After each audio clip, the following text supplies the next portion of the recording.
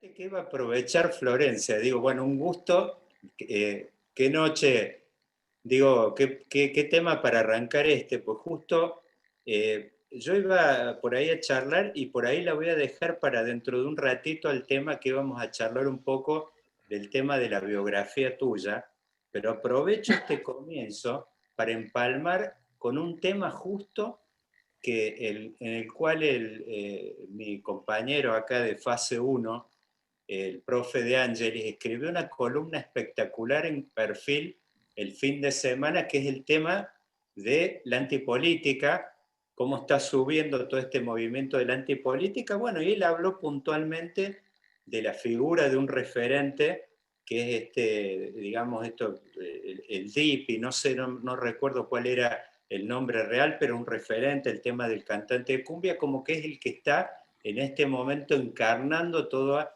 esa movida que hay de malestar y de inconveniente con la política. Carlos, vos por ahí querés comentar algo un poco empalmando con la columna tuya del fin de semana.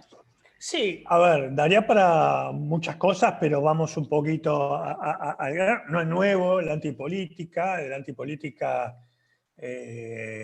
aparece incluso en los 70, pero bueno, fue bastante fuerte en el 2001, en el que se vayan todos, y también Macri, en su momento, él capturó ese segmento de gente que repudia, que piensa que la política y los políticos, vamos al grano, son todos ladrones, son todos iguales,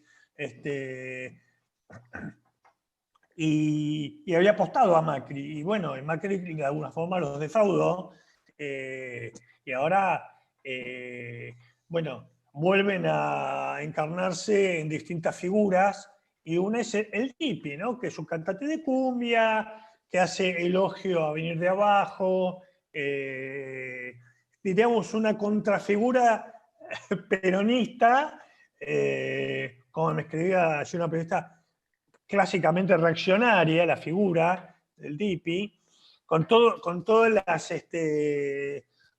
con todas las frases ya hechas y que conocemos bien, pero yo hice una pequeña búsqueda para mi nota, 4.700.000 entradas en Google, ¿no? Es decir, los medios, que sabemos que son un actor político fuerte, a los medios les interesa tener a personajes así, como en un momento fue Casero, pero Casero quedó muy cerca del macrismo, ¿no? Entonces perdió un poco de interés. Pero una figura así, que representa a las clases populares, que es a la gente de las villas, lo que poco que he visto, pero lo que comenta, ¿qué peso tiene real esta figura antipolítica? ¿Lo podés palpar cuando caminás a la provincia de Buenos Aires? ¿Es una cuestión que básicamente es mediática? ¿Puede encarnarse si hay más dificultades económicas? Bueno, ¿cómo lo palpó? ¿Cómo lo ves, Florencia? Claro, yo básicamente no creo en ese modelo de expresión porque me reconozco una militante política. Vos hacías mención a la situación o una suerte de paralelismo con el 2001, en donde también sentíamos un descontento y una situación económica y social muy cruda, muy acuciante, y que parecía que no se encontraba o no había encarnadura política a esa situación económica y social. Yo por ese entonces tenía 16 años. Tenía 16 años y empezaba a militar en Barrio Parque, en Ingeniero Alan, en Florencio Varela, una cosa muy austera, muy precaria, en donde a mí me convocó en ese momento las ollas populares que se estaban dando en mi barrio, porque verdaderamente no había en las familias de mi barrio el ingreso suficiente para bancar la olla en casa. Lo tenés bien presente ese momento en tu A mí memoria. me marcó como militante, digamos, Claro. porque ese momento yo recién hacía unos años que estaba viviendo en Varela, venía de una familia clase media en el centro de la ciudad de La Plata, y la verdad es que me interpeló, porque sentí esa contradicción de pertenecer a dos mundos. Digo, en la casa de mi viejo, en la ciudad de La Plata, en donde no sobraba nada, pero no faltaba, y mi viejo tenía un discurso muy antipolítica, y Mira. por otro lado, mi mamá en un barrio muy humilde, si se quiere te diría, Carlos, de los más olvidados de Florencio Varela, mi vieja una mina muy, muy militante, peronista, pero yo entre esa contradicción que se daba de mis viejos recién separados, yo adolescente, viviendo en un barrio que no tenía que ver con lo que había sido mi infancia, me interpeló mucho y yo ahí empiezo a militar.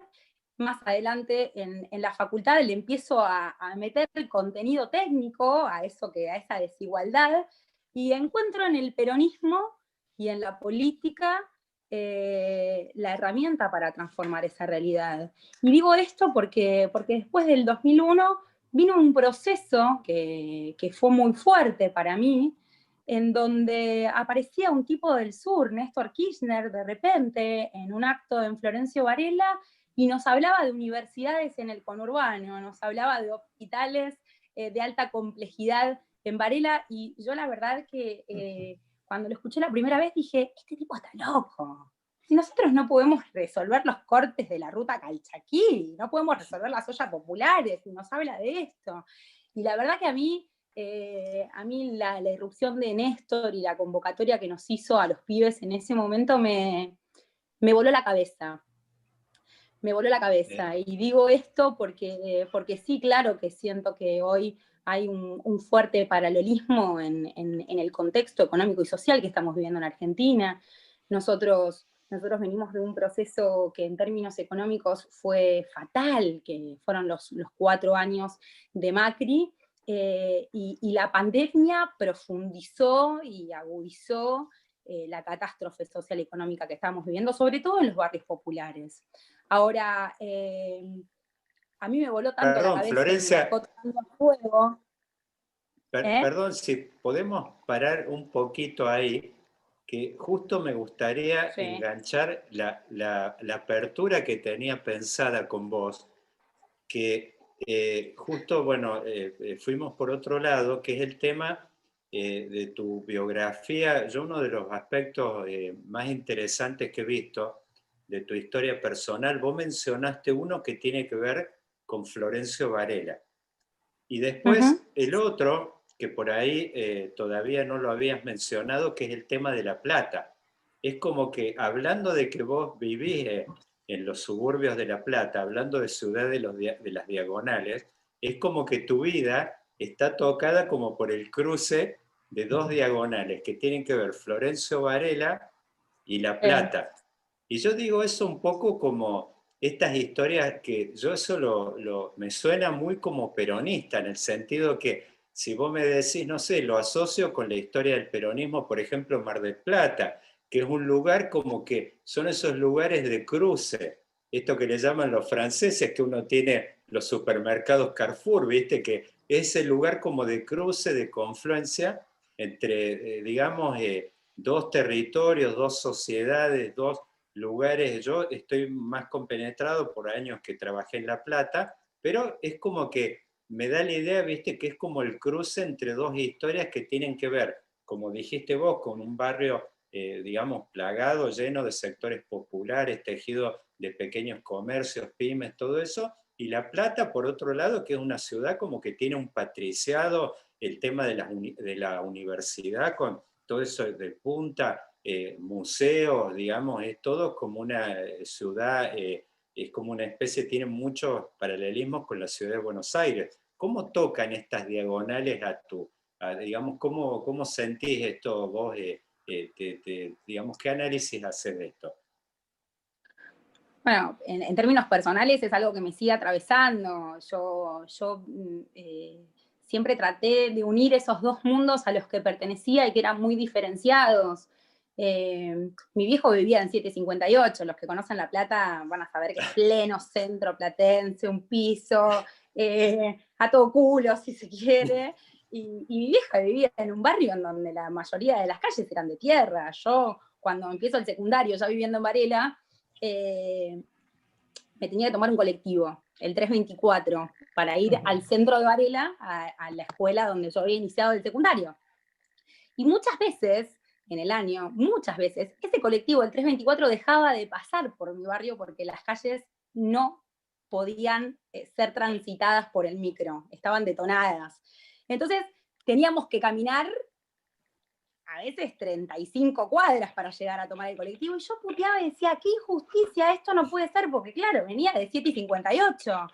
Bueno, eso es algo que me atravesó siempre, o mi viejo llevándome a la rotonda, en lugar de ir hasta la casa de mi mamá, me dejaba en la rotonda del Alpargatas y decía, no, yo a este antro no entro, que te venga a buscar tu mamá acá.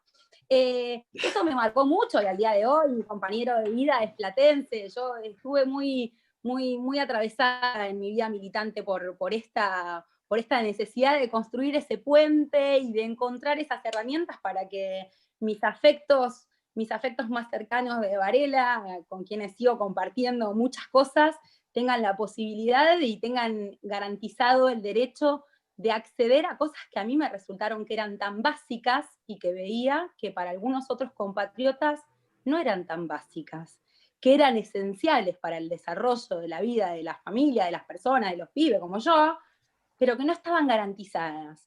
Y en ese momento también tuve mucha contradicción. He participado 2001, 2002 de muchos cortes de ruta en mi barrio. La anécdota familiar era mi mamá yéndome a buscar a los cortes de ruta diciéndome, ¿qué haces? ¿Sos loca? Nosotros somos socialistas.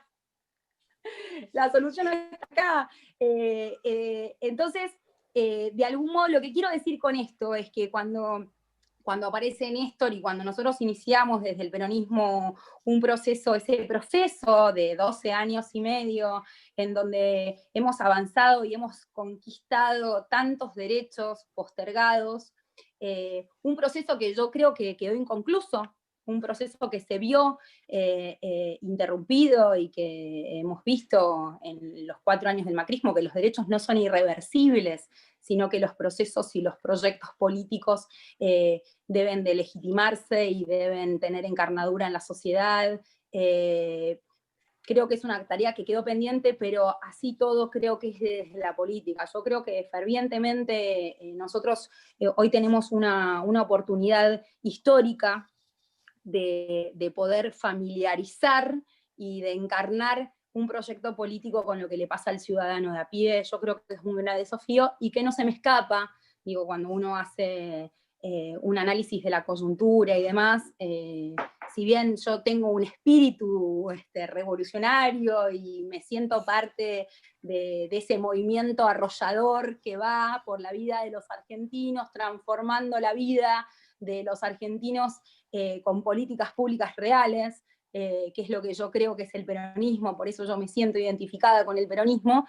Creo que no podemos dejar de perder de vista el estado en el que, el estado de las cosas en el que asume el peronismo en esta instancia. Alberto Fernández llega al poder con un estado profundamente condicionado, digo, con restricciones que tiene que ver, sin ir más lejos, digo, hoy es un día importante por el anuncio que se acaba de hacer en esta tarde, pero que tenemos un país condicionado. Primero, asume con un 50% de inflación, asumimos con una deuda en estado de default, tenemos situaciones de pobreza extrema que hacen que el hambre vuelva a ser un tema en la agenda política, lo cual creíamos que, digo, yo en el 2014, en el 2015, ya no revolvía ollas populares en mi barrio, habría centros culturales, hacía encuentros culturales, deportivos, digo, pensábamos en otra cosa, teníamos la universidad. Bueno, hoy volvemos a tener esa tragedia socioeconómica que, por supuesto, hace que muchos ciudadanos se alejen de la política, porque si uno quiere hacer un corte, qué sé yo, de los últimos, digo, para no personalizar, ni ponerle nombres propios a ninguna responsabilidad en particular, pero si uno quiere hacer una reflexión, y hace 40 años que la Argentina viene en una cuesta hacia abajo, y en donde yo creo que sobre todo en mi generación tenemos que tener una fuerte autocrítica y discusión política de cómo queremos seguir hacia adelante. Digo, casi Florencia, los 40 años, sí. me dejaste picando, porque vos hablas de los 12 años, de los 3 gobiernos kirchneristas, Néstor, y 2 gobiernos de Cristina. Me dejás picando la pregunta, no hacértela, si querés contestármela muy brevemente, ¿qué pasó en 2015? ¿No? Porque creo que, y esto es una opinión personal quizás, ¿no? Creo que la gente cuando votaba a Macri, más o menos sabía lo que votaba, ¿no? No es que votaba a Menem, el patilludo, el riojano. Macri era el hijo de Macri, ¿no? O sea, se sabía un poco lo que pensaba, se conoció un poco, y por qué logran eso en ese momento construir una mayoría, porque me refiero a la pregunta a la contestación que vos das en cuanto a que se observan hoy claramente que los derechos son reversibles. Ya en el 55 se habían comprobado esto, ¿no? Está en el libro de historia, por supuesto. Claro. No habíamos nacido nosotros, por supuesto. Pero, ¿qué pasó? ¿No? ¿Qué pasó? Y obviamente, ¿qué pasó luego? Porque el mismo Macri pierde la elección. Sacó a Alberto Fernández, que era alguien que de alguna forma no era tan conocido, mucha gente joven no sabía quién era, te digo, porque entrevistas, encuestas, y sin embargo gana. ¿Cómo ves esas dos, 2015 y 2019, ¿no? Si podemos hacer una especie de paralelismo. Bueno, lo que refiere al 2015 parece tan lejano, ¿no? No fue hace tanto. 2019 parece yo creo lejano. que, bueno, yo ahí, desde la humildad de una militante, quise participar, digamos, en poder construir una candidatura que tuviese que ver con esto, con que fuese más afín, o que tuviese mucho más que ver con lo que habíamos sentido estos 12 años y medio de gestión de Néstor y de Cristina, a los que hago referencia. Yo creía en un Randazzo presidente en el 2015, yo creía que Randazzo tenía mucho más que ver con nosotros que quizás la candidatura de Daniel Scioli. Así todo, se tomó esa decisión y yo he militado fuertemente porque siempre estuve muy convencida que el peor de los nuestros iba a ser mucho mejor de lo que iba a ser Macri. Pero creo que, y volviendo a la lectura del discurso de Macri en la campaña del 2015, él se abocó a persuadir con un contrato electoral que después se incumplió, y ese contrato electoral lo buscó con las clases medias que sentían que a lo que habían alcanzado les había venido, digamos, del viento de cola, del azar, digamos, ahí nosotros nos disociamos en un punto con esa clase media que él en el 2015 interpeló. El problema es que, diría mi abuela, las mentiras tienen patas cortas, y esa interpelación con las clases medias la hizo a partir de prometer cosas que después no cumplió. Digo, recordemos el discurso de pobreza cero, lo que se decía del fútbol para todos, que todos los argentinos íbamos a tener el derecho a mirar el fútbol, bueno, no sucedió, del impuesto a las ganancias. Digo, toda la convocatoria que hizo a ese sector, después se le volvió en contra a las clases medias, que de repente se encontraron que no podían pagar las tarifas, que tenían que pagar 5.000, 6.000 pesos de cable para poder mirar todos los partidos. Empezó el tema de las tarifas y el tema de la inflación, empezó y volvió a ser un tema en la mesa familiar, esto de ir al Te una supermercado, hipótesis, los alimentos. un segundito, pensando en lo que decís, ¿no? Que es interesante. Scioli pensaba que ya estaba gobernando un problema que ponemos casi en cierta soberbia que en algún momento puede tener el peronismo o el kirchnerismo. No iba a hacer esas promesas Scioli de pobreza cero, porque sabía que no iba ni a la esquina con eso, no iba a poder llegar. un poco decir, ya está, ya gobernamos, a este le ganamos de taquito. En 2017 pasó algo parecido. Es decir, parecía Cristina imbatible en la provincia contra Esteban Bullrich, hoy famoso porque hace un Zoom con él mismo atrás. ¿Pasa eso o es una lectura muy sesgada la que hago?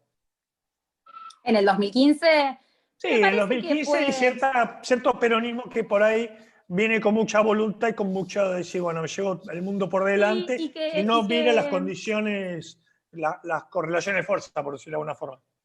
a mí me parece que tampoco que fue una elección ajustada, que tampoco fue una mayoría abrumadora la del 2015. Yo lo que sí creo, si tengo que hacer una autorreflexión y una autocrítica respecto de ese momento, es que me parece que nos creíamos que con lo que teníamos consolidado nos alcanzábamos y de alguna manera nos achanchamos en esto de seguir persuadiendo y a la clase media, digamos, que fue la que se nos escapó en el 2015. Yo creo que un poco pasó por ahí y que también pasó por ahí lo que, y más grave aún, lo que le sucedió a Macri, porque lastimó y tocó los intereses de aquellos que habían confiado y que habían creído en todo eso que prometía. Y la verdad que eso sumado a la decisión, digamos, de Cristina y del peronismo en su conjunto, de unirse, de calar en lo que le pasaba al ciudadano de a pie, hizo el triunfo contundente e inapelable de Alberto Fernández en el 2019. Pero claramente, digo, más allá del retorno al gobierno por el peronismo, volvemos en una situación que dista mucho de lo que nosotros dejamos en el 2015. Es otro país. Perdón, Florencia, justo el Sí. fin de semana leí una columna de Martín Rodríguez muy buena en El Canciller, por supuesto, @tintalimón en Twitter, y él hablaba de que es mucho más fácil siempre encontrar enemigo que El sucesor. enemigo que el heredero.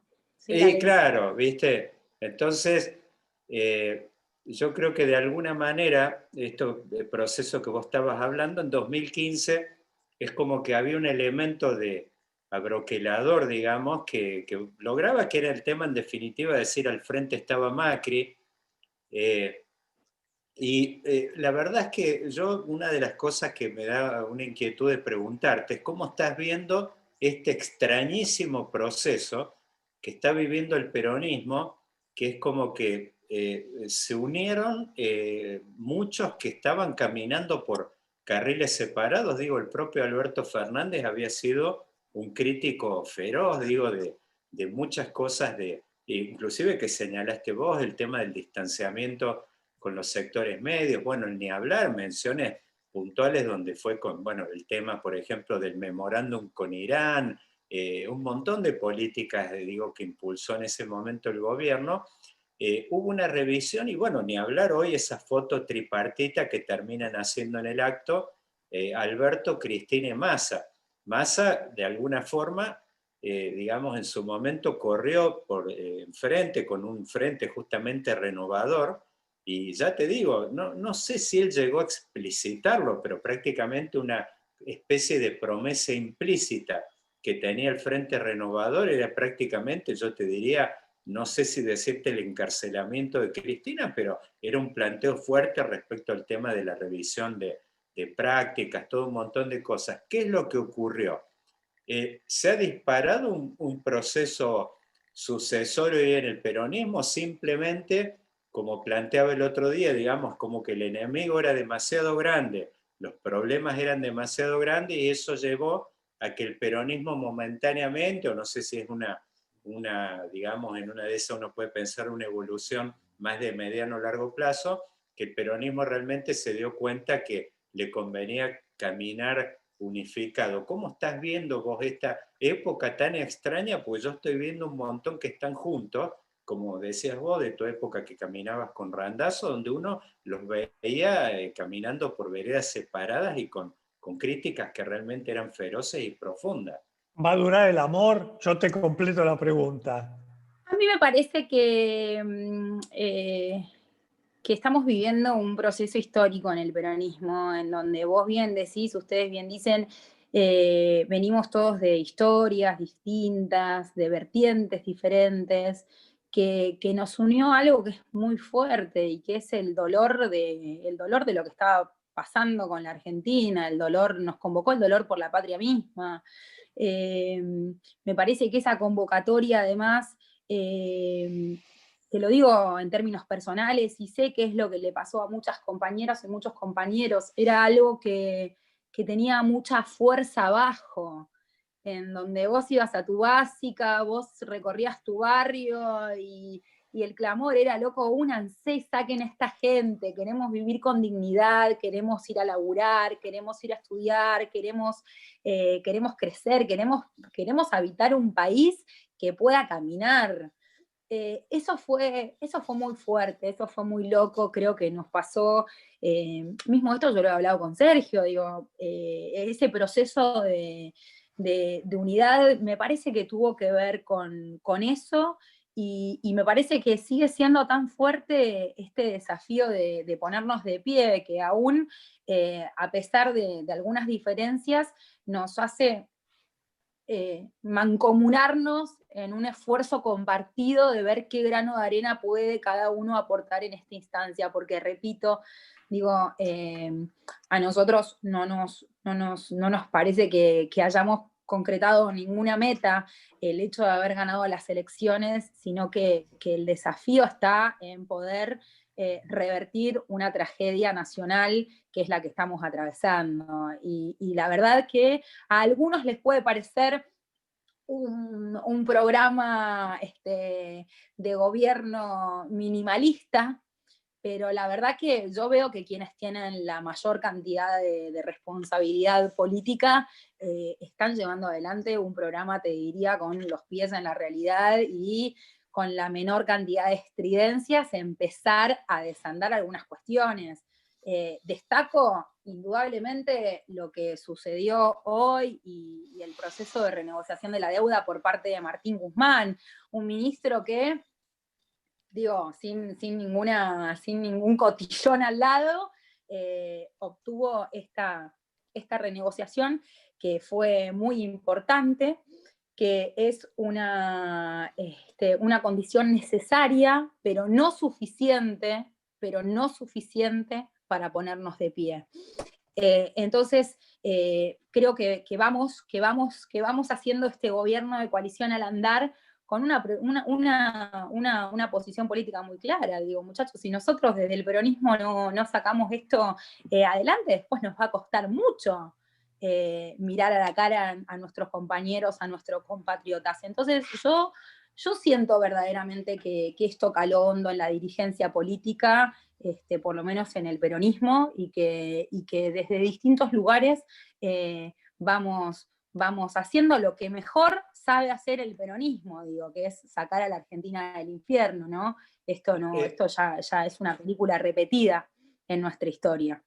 Te traigo un poco ¿Qué la quiero decir con actualidad. esto? Que no los veo pensando en la sucesión realmente en este momento. No los veo pensando en una sucesión, en la elección a futuro, sino en decir, che, o sea, este barco lo sacamos todos juntos hacia adelante o nos hundimos todos, digo, porque cuando hablamos de este movimiento antipolítico no es antiperonista, antirradical, es anti todo, y nosotros creemos que la solución pasa por acá y estamos, la verdad, que construyendo esto.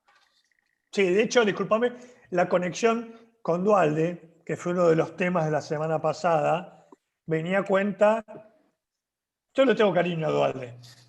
Yo creo que ahí Hernán pone cara. No hay reconocimiento. Duhalde quizás dentro de 20 años va a haber.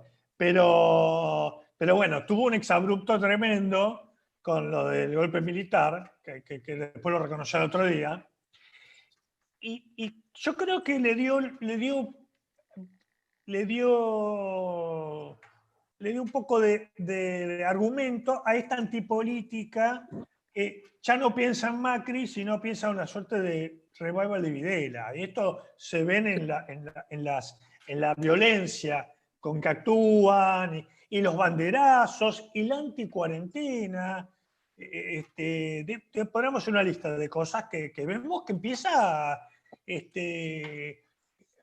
escalar, ¿no? Mucha gente dice, ¿cómo las vacunas no eran buenas, no? No te de chiquitito que Sabin inventó la vacuna y todos no nos enfermamos más de poliomielitis, de rubiola, enfermedades que mataban cientos de miles de personas. Y que una de las cosas que de los grandes logros del kirchnerismo, que creo que no se enteró nadie, fue completar el calendario de vacunación de un montón de vacunas que no se daban obligatoriamente. Ahora, ¿cómo ves esta cuarentena, la salida de la cuarentena? ¿Cómo lo vivís vos que caminás el conurbano? El AMBA que viste ha sido un poco enfocado. Este parate que también sufrieron clases medias bajas y bajas. Yo siempre pongo el mismo ejemplo, pero los plomeros, los electricistas, los obreros de la construcción, gente que son normalmente vulnerables porque no trabaja una multinacional, tienen trabajos que están muy vinculados con una actividad económica muchas veces muy informal. ¿Cómo lo vivís y qué perspectivas tenés? ¿Cómo es una salida amable de la cuarentena y que no nos enfermemos todos, ¿no? Sí, primero quiero destacar que yo creo que con las distintas fases y con las particularidades, porque también hay que entender que en algunos lugares del AMBA es muy difícil sostener una cuarentena o un aislamiento vinculado a los cuidados de esta pandemia hacia adentro de la casa. Digo, en una casa en donde viven 10, 8, es muy difícil sostenerlo hacia adentro de la casa. Entonces, en muchos barrios se dio la particularidad de cuidarse es quedarse en el barrio, es protegerse entre esa comunidad. Pero ¿qué quiero decir con esto? Que mayoritariamente con estas particularidades, los argentinos logramos preservar nuestra salud y de algún modo acompañar al sistema de salud para que tenga la capacidad de contener la demanda que traía una pandemia de estas características. Mayoritariamente pasó esto en Argentina. Lo que nosotros vemos con los banderazos, con estas expresiones anticuarentenas, que la verdad que es como una ensalada argumental casi, te diría, patológica, porque encontrabas de todo en estas marchas, es una minería muy intensa, porque mayoritariamente los argentinos nos cuidamos. Yo la verdad que veo en los barrios que camino, yo recorro casi todos los días barrios populares de Varela, en donde se sostienen las ollas populares, en donde las medidas y los protocolos de cuidados salen de la propia comunidad. Digo, yo estoy viendo un fenómeno, y lo vengo diciendo, vinculada a la comunidad organizada, en donde las instituciones civiles se pusieron al hombro el cuidado de su comunidad y es acompañado por los vecinos. Digo, esto se está dando y es lo que ha sucedido mayoritariamente. Y la verdad es que se expresa esta minoría intensa que le importa muy poco la vida, y la vida propia y la de los otros, ¿no? Porque es un acto de irresponsabilidad lo que estamos viendo. No sé si esta lectura fuese la misma si el peronismo, si los movimientos sociales y populares tuviesen la posibilidad o no tuviesen la responsabilidad de seguir cuidándonos frente a esta pandemia. Yo creo que la lectura sería otra, Carlos. Verdaderamente yo hoy lo que veo, veo una foto muy triste, veo una foto muy dolorosa, veo que estamos pasando un momento que yo creí que no lo íbamos a volver a pasar. La verdad que uno va a San Rudecindo, a la Pepsi, barrios tan postergados de Varela, y ves una foto muy parecida al 2001, 2002, en donde, viste, las ollas populares se repartían el fideo, el arroz, a ver quién le daba de comer qué cosa, una cosa muy, muy, muy dolorosa en términos Florencia, políticos. Me gustaría preguntarte algo ahí en ese Sí. punto. Vos es como que hablaste de una agenda minimalista y de alguna forma es como que da la idea de que en este mandato, ponerle que Alberto haga un solo periodo, en el caso de hacer dos, sería su primer mandato, sería el mandato que está atravesado prácticamente, quizás en ese sentido tenga una especie de hermanamiento con Duhalde, en el sentido que le tocaría hacer, como te diría, los anillos de Dante, los que tienen que ver con el infierno, y después, bueno, en una de esas, en la segunda etapa, este gobierno podría encarar, digamos, otras soluciones más de fondo. Con otro Yo digo, presidente?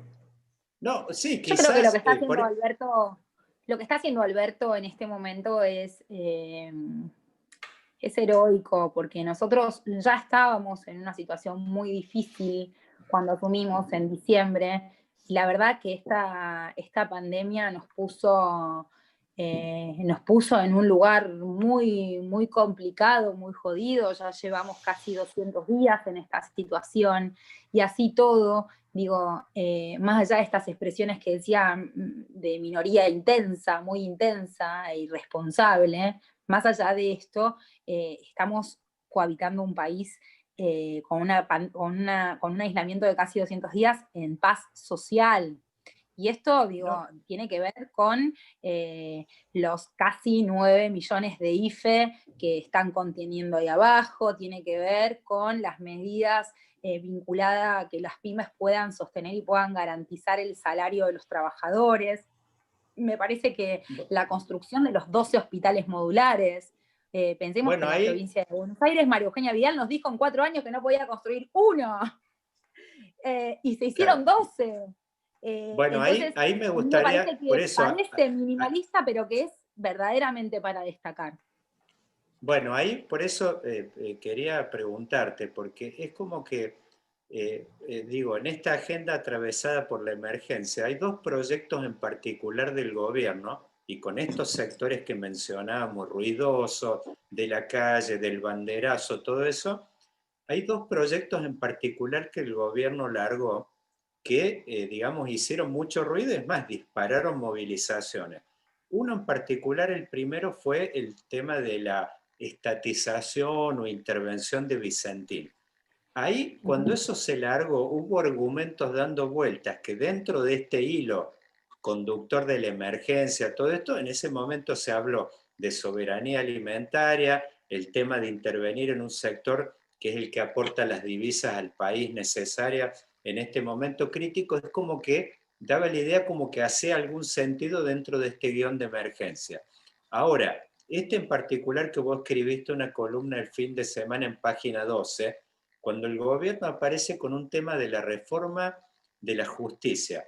Digo, un poco parafraseando a un periodista que sabía estar a la medianoche de América, ¿cómo se lo explico a los, digamos, a los mecánicos, a los plomeros y a, no sé, de Florencio Varela, a ver en qué medida una cosa de este tipo? Porque yo veía hoy, por ejemplo, pienso, estoy familiarizado en Córdoba, por ejemplo, había un juez célebre allá, multifunción federal, que es el juez Busto Fierro, digamos, que interviene en causas federales de todo tipo. Tengo claro que la justicia, la verdad, es más, la credibilidad que tiene es bajísima. Ahora, esta es una agenda estructural, de cambio estructural, donde seguramente cualquier cambio, digo, ¿cómo entra, cómo uno puede jugar en el guión este que estábamos hablando, una reforma de este tipo? Bueno, en primer término hay que distinguir lo urgente y lo importante, ¿no? Nosotros tenemos lo urgente vinculado a la pandemia, cuando te dicen no es el momento, no es la oportunidad, y tenemos lo importante. Me parece que lo urgente se está asistiendo, se está trabajando, que nosotros no podemos dejar de ir a las cuestiones importantes en la gestión. Yo soy abogada, soy una abogada que ejerce su profesión, digo, vos me conocés, Daniel, yo fundamentalmente vivo de mi profesión, es de lo que trabajo, es de lo que sé ganarme la vida y pagar la escuela, los gastos de mis hijos, mi casa, digo, yo ejerzo la profesión. Y la verdad es que si vos vas y consultás a cualquier ciudadano de a pie que no tiene plata para pagar un buen abogado, que no tiene los recursos económicos y mediáticos para poder tener ese lobby que se ejerce en la justicia, la verdad es que vos lo que encontrás en el Poder Judicial es una profunda injusticia, que yo creo que es algo pendiente. Nosotros no podemos pensar en un país que se desarrolla con una justicia que no es justicia, sino todo lo contrario. Digo, y esto también lo digo no solo en lo que refiere a esta reforma puntual, sino a atrevernos desde la política a discutir qué justicia queremos en Argentina.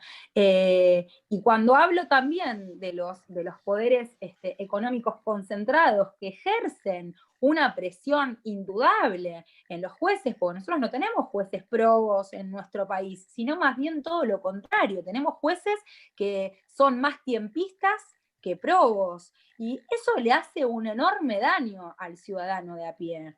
Porque cuando uno va, por ejemplo, en materia, en el foro penal, que es algo que yo conozco mucho en la provincia de Buenos Aires, además hay un corte de clase perverso que ejercen los jueces, de los cuales a veces no sabemos ni el nombre ni el apellido.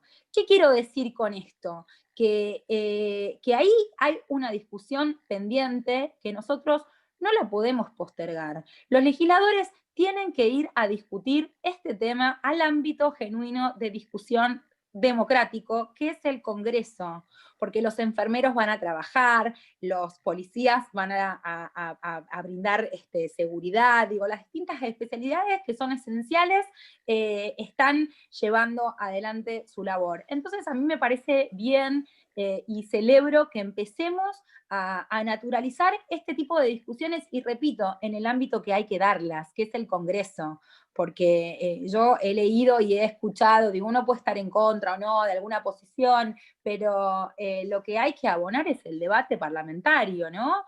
Yo veo que se quejan muchos dirigentes que formaron parte de un proyecto político que designó jueces por decreto, que los removió a gusto y piacere.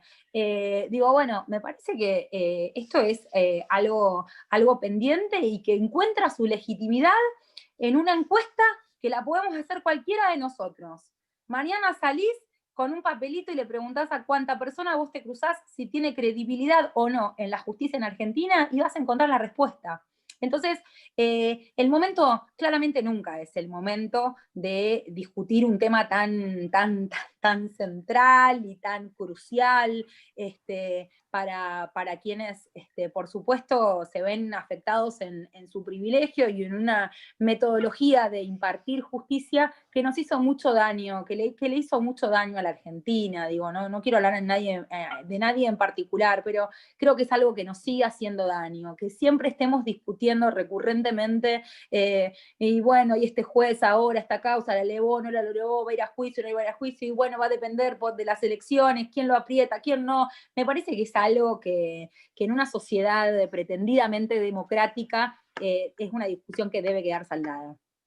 Bien, Florencia, te cuento que la tribuna nuestra, que por supuesto tuvimos que achicar por motivos obvios, lo tenemos presente a un amigo, un entusiasta que el otro día hablamos con él, que es Hernán Arbizu. Por ahí, Hernán, nos gustaría por ahí, te abrimos, digo, algún comentario. Está silenciado, pobre Hernán. Desmutealo. A ver. Ahí está. ¿Ahí estamos? No. A ver, ahí está. Ahí está, ¿qué tal, Florencia? Un gusto. Hola, Hernán. Bien, primero, claramente está la famosa frase de Néstor que hay que ganar la calle, ¿no es cierto? Histórica. Y esta gente ha tenido su interpretación naif o estúpida, como tienen de todas las interpretaciones, y es lo que estabas hablando antes, que justo que van a la calle, que la mayoría se queda en sus casas porque es sentido común. Lo que yo noto, por lo menos particularmente en Twitter, que los que no salimos, entre los cuales me incluyo yo, está generando una olla a presión y más la sumatoria del odio que genera el discurso de la marcha y la falta de sentido común de los argumentos de la marcha, que eso es difícil, ¿no es cierto? Bueno, vos que estás justamente caminando en la gente que ves por los lugares que vos andás, ¿está ese sentimiento? Eso es grave, obviamente, porque yo he hablado con gente de algunos sindicatos y viste gente pensante y te dice, mirá, nosotros no lo soportamos más ya esto. ¿Cómo lo ves en la gente, en el ambiente en que vos te movés? Y bueno, claramente, yo creo que el día que se pueda, vamos a reventar la Plaza de Mayo. Porque hay una necesidad muy fuerte de hacernos escuchar y entiendo que por eso es muy importante que la dirigencia política esté cerca, esté presente, esté acompañando, esté visibilizando, porque lo peor que puede sentir una persona que se está cuidando y que está cuidando a su familia y que se percibe, se autopercibe parte de un proyecto político, es esto que vos me estás expresando, Hernán, es decir, che, pucha, yo estoy hace 4 o 5 meses encerrado en mi casa, no veo a mi familia, ¿no? Y estos tipos salen y dicen semejante barbaridad, y prendo el televisor y dale que te dele, siempre veo a estos locos que están diciendo cualquier cosa, y lo mío no sirve, digo, mi esfuerzo no sirve. Eso es algo que tenemos que tratar de estar más presente y que tenemos que hacer un esfuerzo desde la política para visibilizarlo y para ponerlo en valor. El otro día yo estaba la verdad que me sentí muy contenta, si bien fue una actividad que hizo el Movimiento Evita con Alberto, en donde tuvieron un diálogo, digamos, todos los merenderos y las ollas populares del Movimiento Evita con el presidente, y la verdad que digo que necesitamos, aquellos sectores que la están bancando en casa, necesitamos ese mimo, ese reconocimiento por parte de la política y sobre todo transmitir la tranquilidad y la certeza de que esto es temporal y que la verdad yo estoy convencida que mayoritariamente los argentinos ratifican la medida tomada por el presidente vinculada a las medidas de cuidado. Yo creo que en ese sentido es destacable el enorme esfuerzo que ha hecho la ciudadanía y que esto fue posible porque el Estado estuvo presente, Hernán. Porque la verdad que si yo voy a las ollas populares, Sí, no, está claro. bien, reciben la asistencia alimentaria. Pero Ahora, Florencia, leí entre líneas de lo que dijiste alguna pequeña crítica a una parte de la dirigencia peronista que por ahí no estaría a la altura de las circunstancias, o gente que está en lugares importantes del gobierno, que se ha marcado esto con ánimo constructivo, que el presidente está como muy expuesto y, para ser criollo, bancando los trapos, y que hay gente más cómoda en los escritorios. Esto puede ser que sea un poco así, no generalizando, pero que haya falta un poco de más acción o más empuje, o lo que como uno lo quiera llamar, ¿no?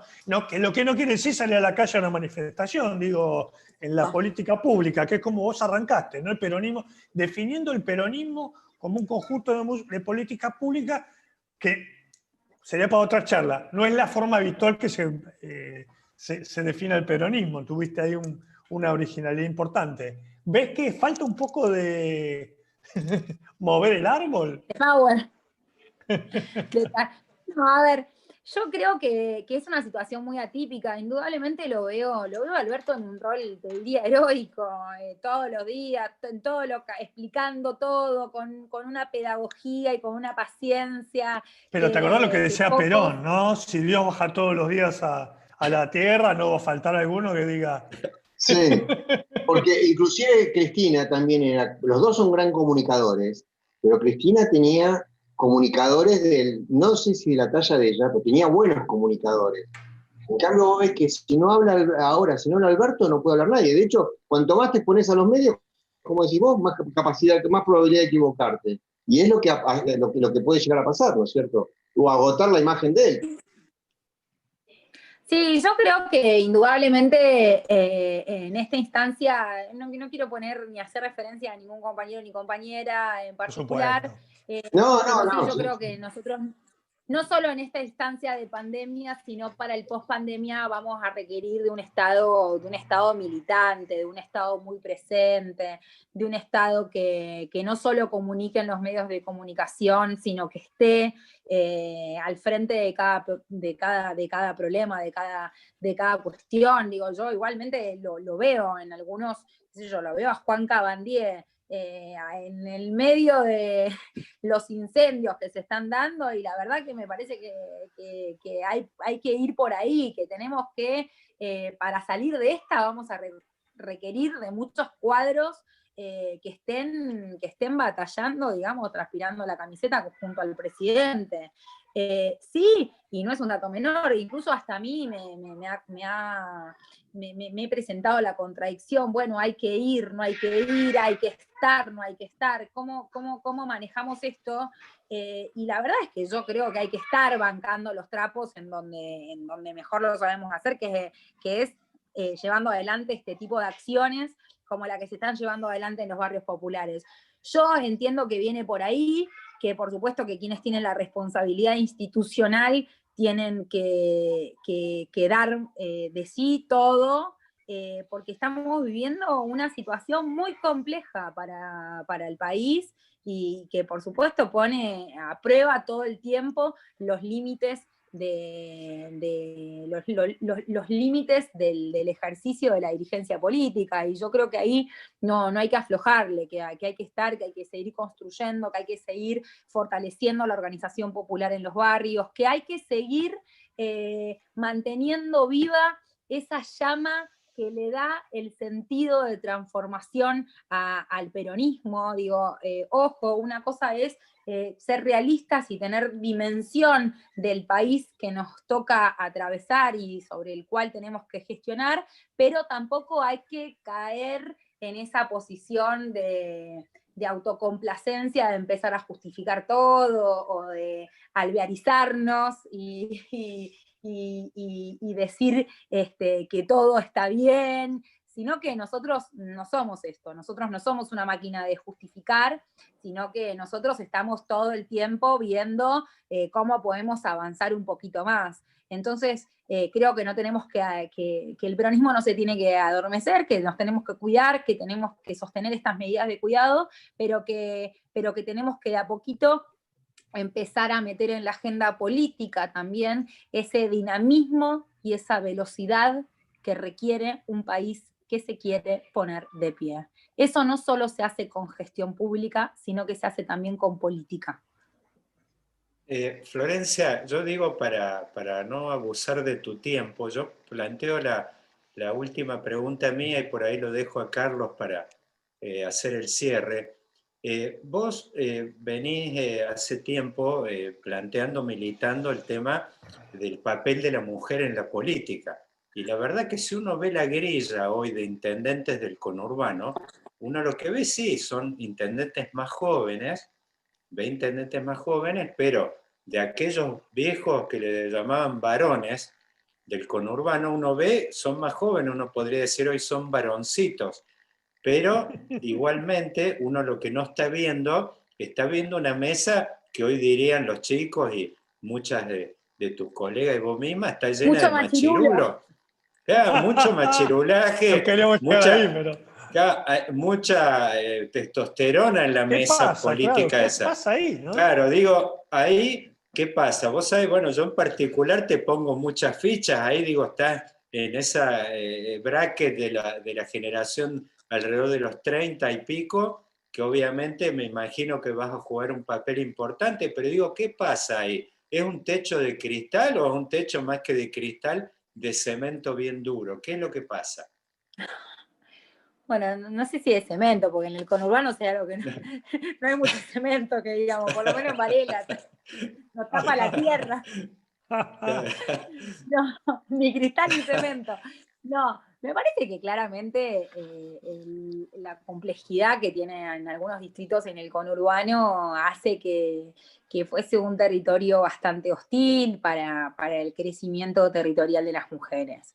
Es muy importante algunos ejemplos de algunas compañeras que nos dan mucho valor, que nos dan mucha fuerza. La verdad que yo la veo a Mariel Fernández en Moreno, y es el ejemplo de que se puede, ¿no? La veo a Mayra en Quilmes, y se va encarnando otro modelo de dirigencia que tiene que ver, que es muy parecido a lo que uno ve en los barrios, porque decís, pucha, ¿por qué nos representan en los municipios siempre los hombres? Si quienes sostienen la organización popular en los barrios son mayoritariamente mujeres. Y ahí tiene que ver con una cuestión vinculada al establishment dirigencial, en donde en la mesa que se sientan en general son siempre 4 o 5 tipos. Empezaron a invitarnos algunas minas, digamos, como vidriera de una pretendida paridad, pero yo creo que todavía, por supuesto, nos falta mucho en esto de estar en el tuco de donde se cocinan las decisiones. Nos falta, pero sí nos encuentro unidas a las mujeres. Me parece que esta sororidad hizo que nos diéramos fuerza y que se empieza a tender una red en donde qué sé yo vengo a ver a 2 compañeras que están en otros ministerios y sin embargo para articular políticas para mí, se empieza a dar una dinámica que es una enorme oportunidad. Yo creo que sí, que en las gestiones locales además es un déficit que aún tenemos, que es muy notable, sobre todo en la provincia de Buenos Aires.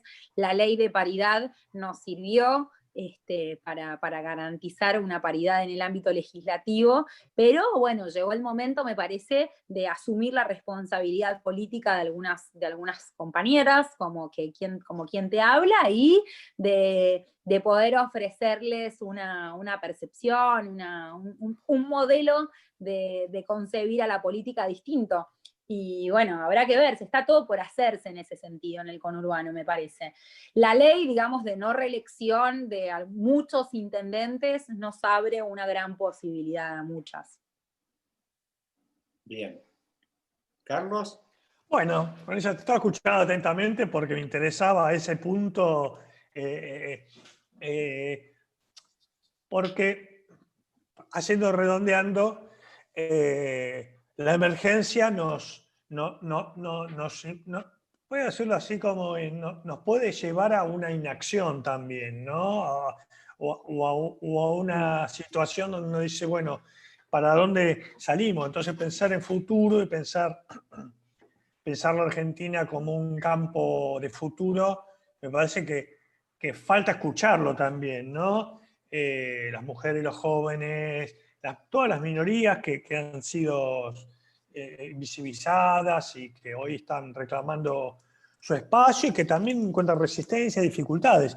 Así que sería interesante conocer más en un tiempo prudencial cómo la seguís viendo y cómo avanza esta provincia de Buenos Aires, ¿no? Tan amplia, tan grande.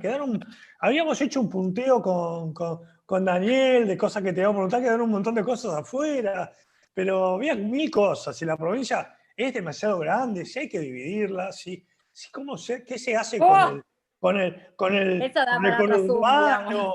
Hay que crear más internet, hay cosas institucionales o reformas, que dan 1000 cosas que otro día también nos gustaría charlar con vos porque lo que decíamos recién, ¿no?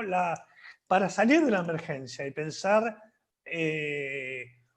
caminos de la Argentina, porque vos viste, la provincia de Buenos Aires tiene la soja y tiene las casitas de chapa, ¿no? Tiene una geografía tan tremendamente diversa y tan heterogénea y tan dolorosa. Bueno, así que quedan ahí temas pendientes, te queremos agradecer mucho. Podemos hacer un Zoom vinculado a las políticas de arraigo, que yo creo que es lo que es un tema central a trabajar en la provincia de Buenos Aires desde pensar, ¿no?, políticas públicas. Claramente el conurbano de nuestra provincia, algunos distritos encuentran un modelo de vivir que se encuentra agotado ya, que no tiene nada para ofrecerle bueno de cara hacia el futuro. Me parece que es un modelo agotado y que nosotros tenemos que animarnos a pensar y a discutir qué provincia queremos. Tenemos una provincia con todo, digo, con todo para hacerlo. Nosotros claramente, si nos lo proponemos, podemos llevar adelante una política de arraigo en donde podamos pensar y llevar adelante el sueño de agregarle valor a lo que producimos. En la provincia de Buenos Aires nos hemos reprimarizado. Creo que por ahí pasa muchas de las cosas que entiendo que está pensando Axel Kicillof en la provincia, y que eso tiene que ser acompañado de una impronta vinculada al arraigo, que quienes no tienen laburo y viven en condiciones precarias puedan encontrar en el interior de la provincia un modo mejor de vivir. Yo creo que eso tenemos todo para hacerlo desde la provincia de Buenos Aires, que hay mucho que discutir en torno a políticas habitacionales. Creo que es una gran deuda, y que hay que ensamblarla con replantearnos un modelo productivo que sea sustentable para todos y no para unos. Hace falta amarse a pensar el futuro de esta pandemia, y que este momento tan doloroso no nos tiene que tapar el bosque.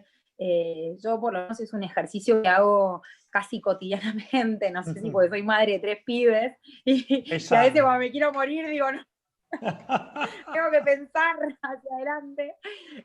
Nos hemos transformado todos con bipolares, ¿viste? Un momento estamos medio pero otro momento así nos comemos el mundo. Sí, totalmente. Pero trato de hacer un ejercicio de poder dar testimonio del país que yo quiero construir. La semana pasada, por ejemplo, fuimos a un comedor de un barrio muy humilde, un asentamiento, y en La Olla estamos llevando adelante una campaña de soberanía de los recursos marítimos. Y en La Olla Popular dimos merluza, y en otro barrio dimos langostinos.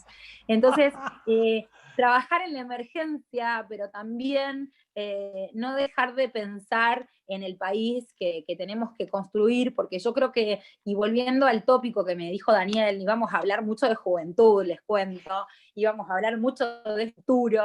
A mí me parece que lo que yo quisiera dejar en este conversatorio, en esta charla, que el mensaje para mi generación y para los que vienen es empezar a animarnos a construir nuestro propio destino. Para eso hay que poner en valor a la política, y para eso hay que volver a acercarnos a los pibes, porque la política tiene que volver a ser el vehículo de los sueños para pibes y pibas de 18, de 17, de 16 años, que hoy ya no encuentran en la política un vehículo que exprese sus sueños. Me parece que eso lo vamos a poder hacer sí y solo si empezamos a trabajar y a hacernos cargo de una agenda que tenga mucho más que ver, que sea mucho más cómoda para el ciudadano de a pie que para la dirigencia política. Bueno, Florencia, ahí me gustaría ahí por ahí en una de esas, una perlita más ahí. ¿Qué es lo que estás viendo que está calando ahí en esa juventud que está, digamos, como decir, un poco alejada de esto? ¿Qué es lo que llega? ¿Qué es lo que ves ahí? A ver, en términos políticos, yo creo que hay un formato, un modelo que no está llegando a los pibes, ¿no? Que hay que hacer un esfuerzo. Y los pibes, mira, el otro día veía una entrevista que le hacían a una chica en un parque, y el notero le decía, ¿le querés mandar un mensaje a alguien, a una amiga, a un novio, a alguien? Y la piba le dice, no, es que mis amigas no mira a nadie la tele. ¡Qué bueno! Entonces uno ve a los grandes dirigentes Estamos haciendo un solos, esfuerzo en ir a todos los programas, y qué sé yo, y por ahí un dipi te tira un mensaje por redes sociales. Y bueno, yo creo que ahí no tenemos que tener miedo, hasta incluso me lo digo a mí misma, digo, no hay que tener miedo, hay que empezar a comunicarnos más con el pibe y con la piba. Ahora, hay una realidad, que vos contactás a partir de poder, canalizar sus sueños. Y hoy estamos jodidos, porque hoy tenemos que resolver cuestiones cruciales, que es ponernos de pie, pero que hay que hacer un esfuerzo. Hay que hacer un esfuerzo porque si no, ese es un lugar vacío que, allí donde se retiraron las políticas de, por ejemplo, Progresar era una herramienta fabulosa. Yo el otro día estuve hablando con una chica que fue la primer becada de Progresar en Florencio Varela y que se recibió y demás, primer generación de estudiantes. Esas hay que volver a ese tipo de políticas inclusivas que nos permitan contactar. Porque si no, la bisagra, digamos, de decisión de los pibes en los barrios populares, la dicotomía constante que se les propone es una decisión muy jodida de vida, en donde quizás está más cerca el puntero, está más cerca el vení, vende esto, fuma esto, está más cerca eso que las políticas de un Estado y en definitiva de un proyecto político que apueste a la movilidad social ascendente. Yo creo que en eso tenemos que avanzar, sin ir más lejos. Se está presentando esta semana el proyecto de ley vinculado al aporte extraordinario y solidario, que uno de los destinatarios va a ser políticas como las de Progresar. Yo creo que tenemos que avanzar hacia eso y que una vez que podamos ofrecerles un norte, tenemos por supuesto el desafío de acercarnos más y de convocarlos más. Néstor Bueno, lo hizo. gracias Florencia, la cantidad de temas que nos han quedado para desarrollar, y les agradezco mucho realmente, más allá de ese tropezón que tuvimos, que bueno, obviamente se ve que esto tiene repercusión sin duda, así que bueno, les doy buenas noches, gracias Florencia, Bueno, Carlos, beso para todos, buenas noches. gracias a Rodolfo Rodolfo también. No, muchas gracias a ustedes. Un gusto. Buenas noches. Chao. Chao.